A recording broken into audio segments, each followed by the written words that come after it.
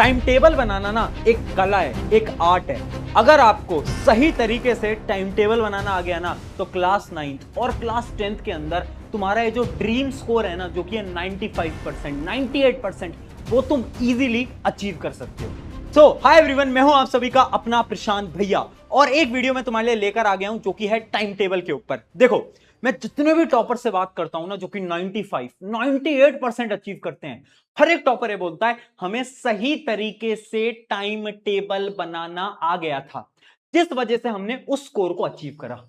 अब पता है, एक बहुत बड़ी रियलिटी है कि टाइम टेबल बनाने की कोशिश ना हर एक स्टूडेंट करता है। अच्छा, मुझे सच सच बताना, क्या ऐसा कोई टाइम टेबल तुमने भी कभी ना कभी अपने जीवन में बनाया था कि 6 बजे उठेंगे, 6 बजे उठ के ऐसे स्कूल भूल जाएंगे, फिर स्कूल से वापस आएंगे, थोड़ा रेस्ट लेंगे, फिर ट्यूशन जाने से पहले 1 घंटा पढ़ाई करेंगे, फिर ट्यूशन से जब तुम वापस आ जाओगे तो 1 घंटा पढ़ाई करोगे, होमवर्क करोगे और रात को सो जाओगे।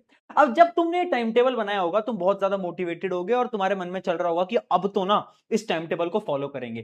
तुमने कुछ दिन इस टाइम टेबल को फॉलो करा भी होगा, लेकिन हुआ क्या होगा, कुछ दिनों बाद तुम्हारे अंदर की जो मोटिवेशन है वो खत्म हो गई होगी और ये जो टाइम टेबल है ये सिर्फ तुम्हारे पेपर के ऊपर होगा और तुम इसको बिल्कुल फॉलो नहीं कर पा रहे होगे और फिर तुमने इसको फॉलो करना भी बंद कर दिया होगा। मुझे सच सच बताओ, क्या कमेंट सेक्शन में यस लिखना अगर तुम्हारे साथ ऐसा हुआ है। ये जो पूरी मैंने आपको स्टोरी बताई, क्या तुमने भी कभी ऐसा फील करा है? कमेंट्स में यस लिखना, और अगर ऐसा नहीं फील करा तो कमेंट में नो भी जरूर लिखना। बट मुझे पता है 90% बच्चों ने ऐसा कभी ना कभी तो जरूर करा होगा, टाइम टेबल बनाया होगा और उनसे फॉलो नहीं हो पाया होगा। अब पता ये क्यों हुआ? क्योंकि तुमने ना इस मेथड से टाइम टेबल बनाया। ये जो मेथड है ये एकदम बकवास मेथड है टाइम टेबल बनाने का। ऐसे टाइम टेबल बनता ही नहीं है। फिर भैया कैसे बनता है टाइम टेबल? 5 स्टेप है, 5 स्टेप। एक एक करके सारे स्टेप बता रहा हूं। एक पेपर पेन लेकर आ जाओ, उस स्टेप के हिसाब से अब आपको अपना डेली का टाइम टेबल बनाना है। बहुत इजी स्टेप्स हैं, ध्यान से सुनते चलना। सबसे पहला स्टेप नंबर 1, तुम्हें यह पता होना चाहिए कि तुम दिन में अच्छा पढ़ते हो, यानी मॉर्निंग में अच्छा पढ़ते हो, या फिर तुम रात को अच्छा पढ़ते हो। अब बहुत सारे स्टूडेंट हो सकते हैं जो कि रात को अच्छा पढ़ते हैं, मैं भी अपने टाइम पे रात को अच्छा पढ़ता था। बहुत सारे स्टूडेंट हो गए जो कि सुबह अर्ली मॉर्निंग में अच्छा पढ़ते हैं। भैया हमें तो यही नहीं पता कि हम सुबह अच्छा पढ़ते हैं रात को, तो क्या करो, एक दिन लेट नाइट स्टडी करो और एक दिन अर्ली मॉर्निंग स्टडी करो, है ना। उससे तुम्हें आइडिया लग जाएगा कि किस समय में तुम्हारी प्रोडक्टिविटी यानी तुम्हारी फोकस पावर ज्यादा है। जैसे ही तुम्हें पता चल जाए तो उसके हिसाब से मैं तुम्हें एक टाइम टेबल बता रहा हूं। अगर तुम्हें दिन में पढ़ना अच्छा लगता है, यानी एकदम तुम अर्ली मॉर्निंग स्कूल जाने से पहले पढ़ना चाहते हो, तो तुम्हारा रूटीन क्या होना चाहिए?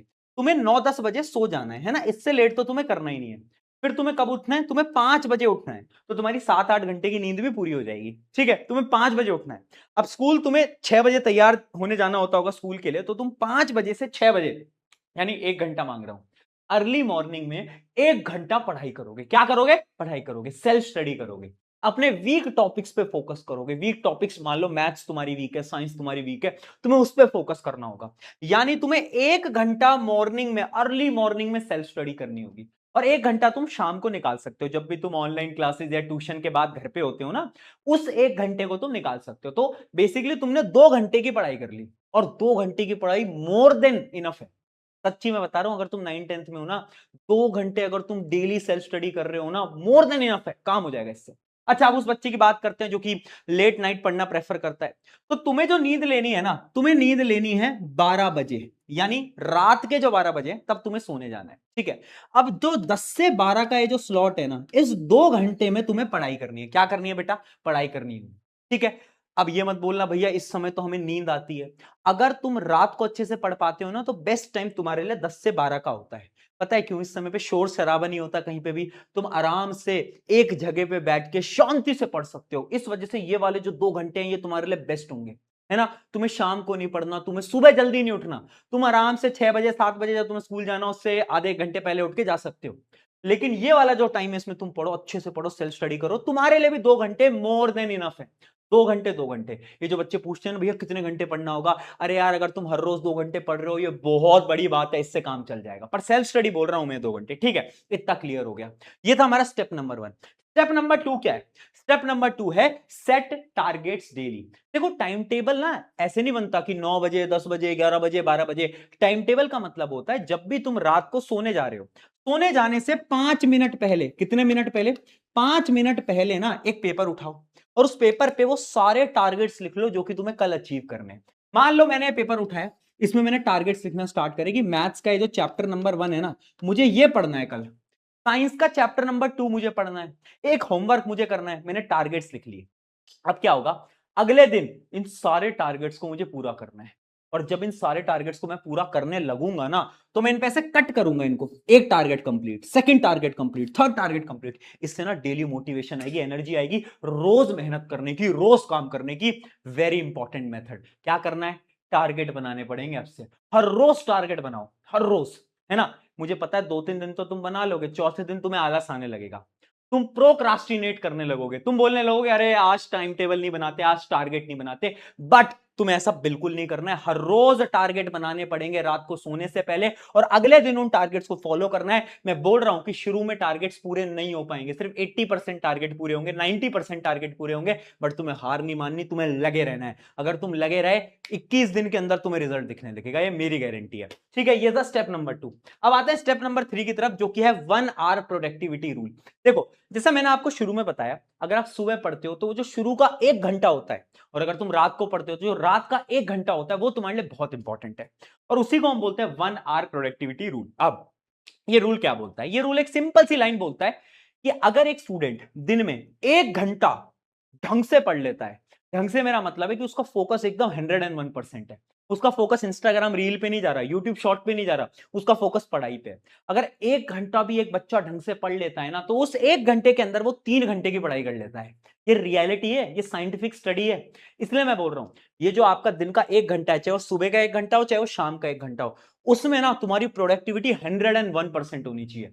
मोबाइल फोन सब कुछ साइड में रख दो, सिर्फ फोकस तुम्हारा 1 घंटे पढ़ाई पे होना चाहिए। अगर तुमने ये 1 आवर प्रोडक्टिविटी रूल को फॉलो करा ना, तो ये जो तुम्हारे डेली के टारगेट्स है ना, ये टारगेट्स अचीव हो जाएंगे, बिल्कुल हो जाएंगे, मैं गारंटी से बता रहा हूं।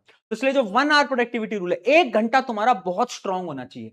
भैया वो जो दूसरा घंटा है, उसमें चाहे तुम होमवर्क कर रहे हो, कुछ आसान चीजें पढ़ रहे हो, लेकिन ये जो 1 घंटा है ना, इसमें अपने वीक टॉपिक्स को तुम्हें स्ट्रांग बनाना होगा, याद रखो। ठीक है, ये स्टेप नंबर 3 आ गया। अब बढ़ते हैं स्टेप नंबर 4 की तरफ। स्टेप नंबर 4 और सबसे इंपॉर्टेंट रूल, टॉपर्स माइंडसेट। भैया टॉपर माइंडसेट क्या है, देखो यार, मैं एक फर्क बता देता हूं। एक टॉपर और एक एवरेज बच्चे में पता है क्या फर्क होता है।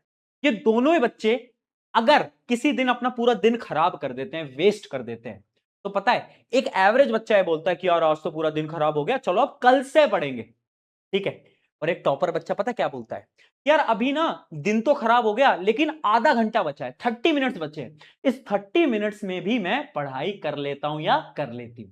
ये फर्क है, कुछ फर्क नहीं है भाई, बस इतना सा फर्क है कि टॉपर ये देखता है कि अगर 1 घंटा भी है, आधा घंटा भी है, 15 मिनट भी है, तो उसको भी वो यूटिलाइज करता है, यानी काम पे लगाता है। लेकिन एक एवरेज बच्चा ये सोचता है कि यार पूरा दिन खराब कर दिया, अब क्या ही फायदा, आधे घंटे में मैं क्या ही पढ़ लूंगा, और वो सो जाता है। ये फर्क है। अगर तुम्हारे पास 1 घंटा है, आधा घंटा है, 2 घंटा है, 15 मिनट है, फर्क नहीं पड़ता।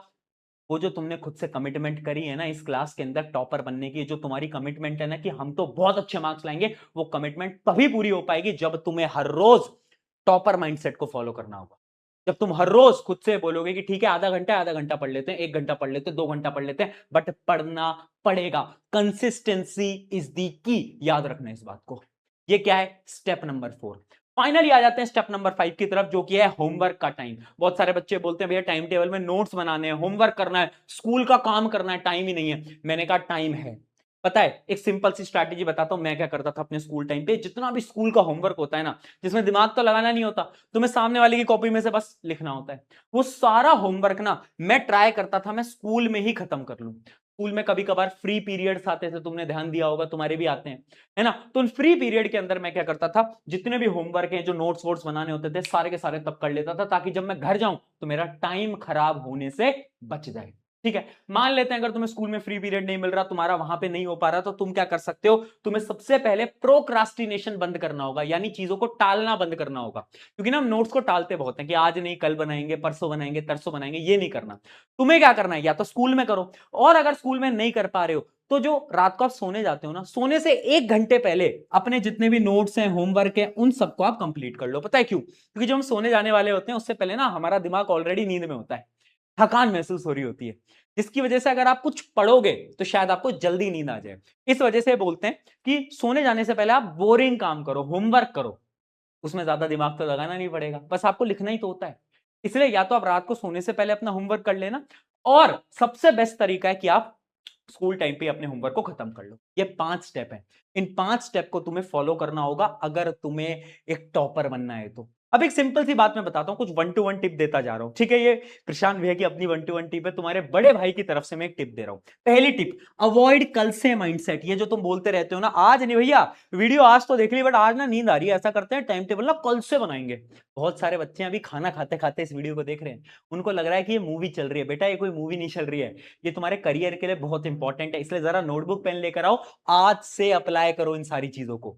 अगली चीज, अनरियलिस्टिक प्लान। कभी भी अपने गोल्स को अनरियलिस्टिक नहीं बनाना है कि भैया हम तो ना आज में ही सारा मैथ पढ़ लेंगे, सारी साइंस पढ़ लेंगे, सारी एसएसटी पढ़ लेंगे। ऐसा मत करना, ऐसा करोगे तो कभी भी प्लान को फॉलो नहीं कर पाओगे। And last, focus on productivity. यानी तुम ये देखो कि क्या तुम प्रोडक्टिव हो। ऐसा तो नहीं है कि तुम 4 घंटे पढ़ रहे हो बट 4 घंटे में से तुम्हारा फोकस ही नहीं है, आधे समय तो तुम इंस्टाग्राम पे रील चला रहे हो, ऐसा तो कुछ नहीं है ना।